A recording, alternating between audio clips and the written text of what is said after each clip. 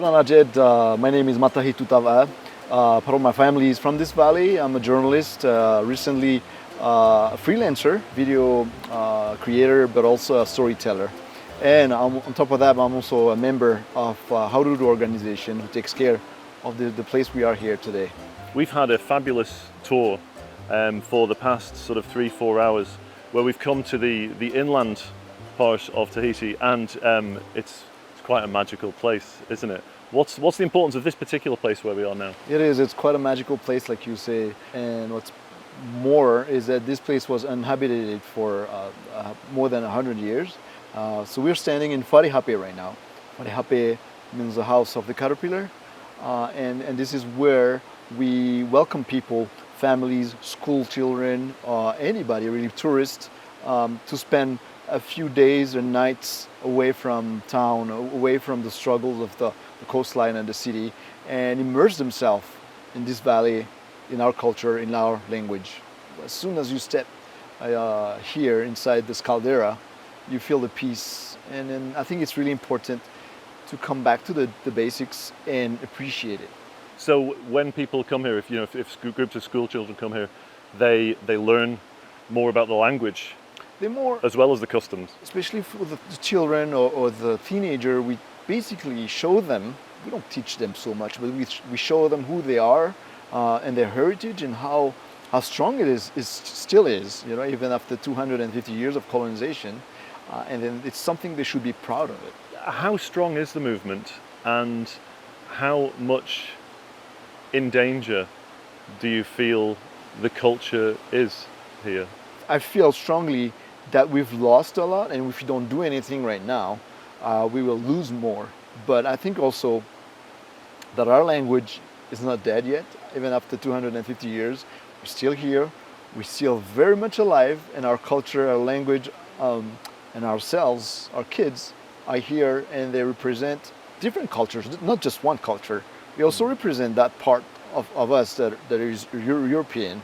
And so learning how to live together and how to be Tahitian, but in this multicultural world, I think it's the next challenge. And finally, obviously I'm here representing, I suppose I'm representing a part of the tourism industry as much as anything else. And what I'd like to know is, how can the tourism industry, and moreover, how can tourists, how can they help you in your aim to protect and preserve the cultural heritage of the islands? I think, first of all, if tourism has to work, if tourism is really something we want here, we need to welcome people, not just tourists, but anybody who comes, and make sure that we are here in our own house. But it's also a question for us. Do you feel home? What is home? Are you connected to that home that you're talking about? So it's all of that profoundly moves me. When we talk about tourism, it's just a surface. Tourism is not going to help us be better people. We have to do it. I'm hoping too that tourism is, because it's changing, the markets are changing, tourists are more aware of the history of each places they go to, more aware that there's also big stereotypes still out there. So education is key, and I believe that tourism is also here as a partner, I guess, for our culture and the environment as well. But we have to be smart about it. I hope so. And I hope that any tourists that do come here, I hope that they truly come here to learn and understand about the cultural heritage of Tahiti and the islands.